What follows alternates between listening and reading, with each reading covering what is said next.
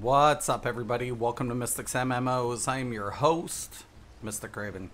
Alright, so my Mageblade build is done.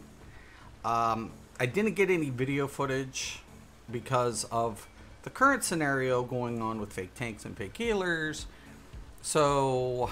And it's bad. But I still wanted to deliver the build. Because I'm really happy with it. So this is Requiem, Enchanter of Souls. Let's go ahead and get into it, shall we? Okay, I have gotten this down to a T for me. Now, if you don't like this build and it's not for you, so be it. This, though, will get me through any level of content in the game without problems. And I get a lot of sustain, I get a lot of damage. I've taken any diminishing return out of the equation. So for me, this is a pinnacle moment. So I'm not saying my build's better. It's just, it's everything that I had pre-calculated to mathematical precision. And I'm really happy with that.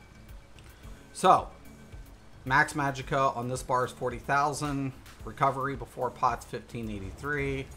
We'll drink the potion. We go back in. We're at 1920.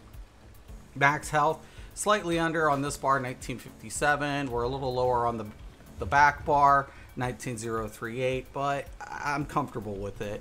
I usually write like around about 20k. But with this build, I'm more than comfortable with it due to the fact that I'm using the passives for a passive shield.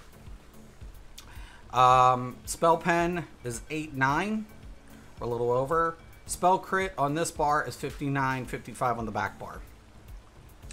So we're sitting pretty good. We've allocated all attribute points into max magicka. We are using ghastly eyeballs.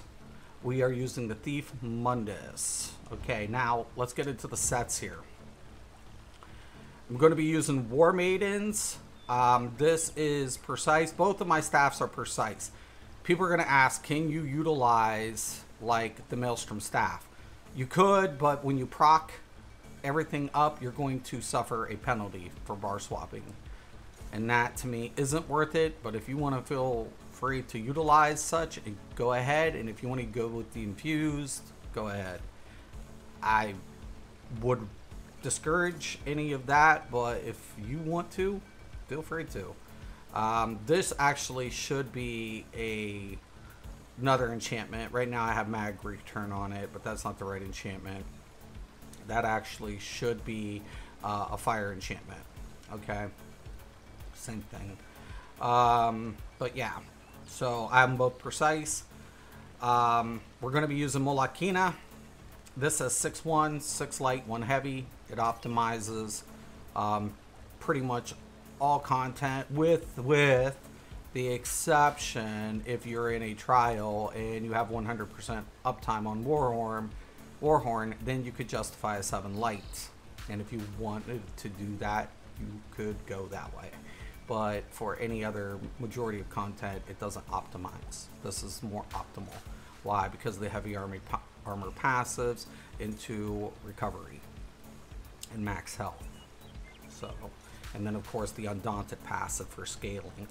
So that's why, because you're going to get 4% into the Undaunted passive. Okay, very important here. So we're going to get that 4%. Okay. Now, what does Kina do? Gives us 129 spell damage when you consecutively light attack 2 times. You trigger overkill for 6 seconds.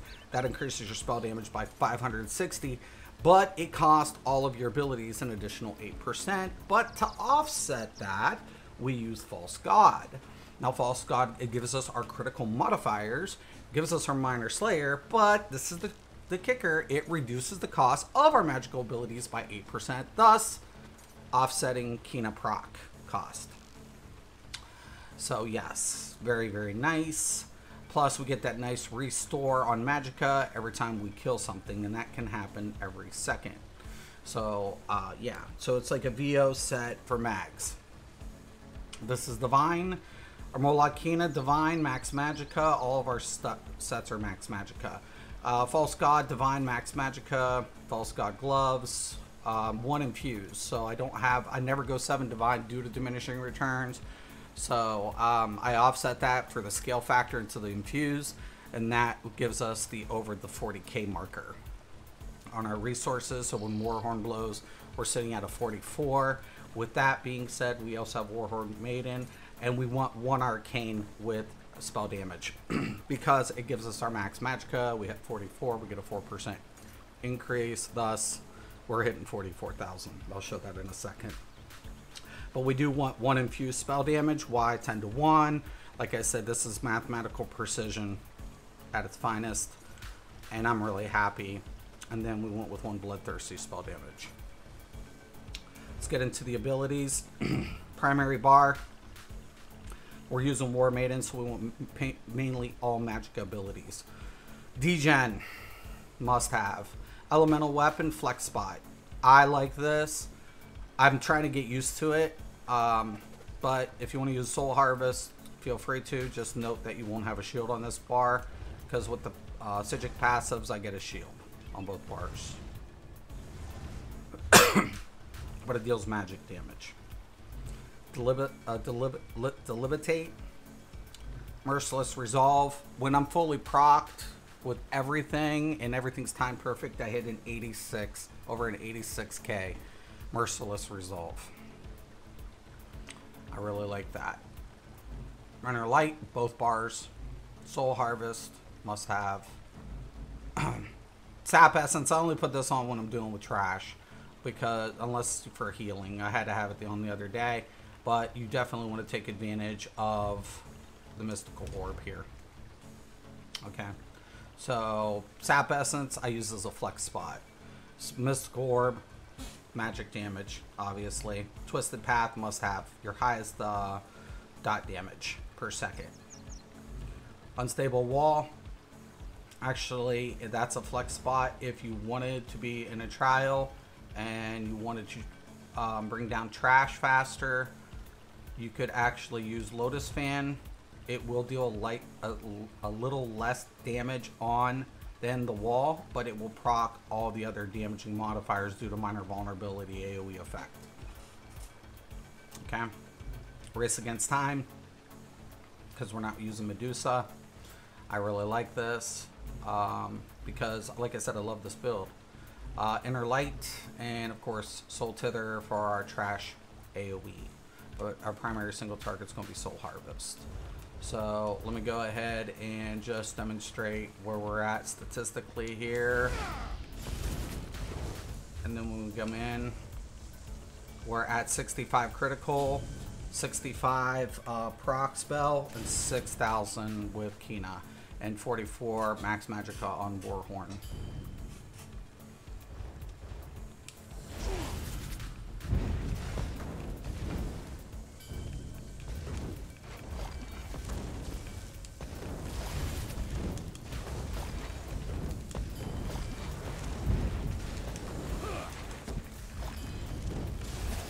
If you wanted to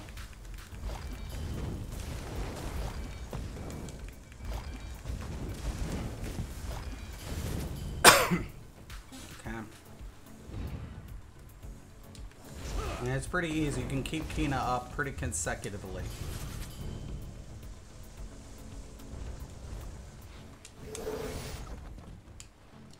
There it is.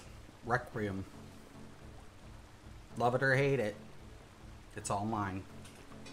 Thank you guys for watching. Thank you for your support. As always, I'm Mr. Craven. This is Mystick's MMOs. Have a nice day.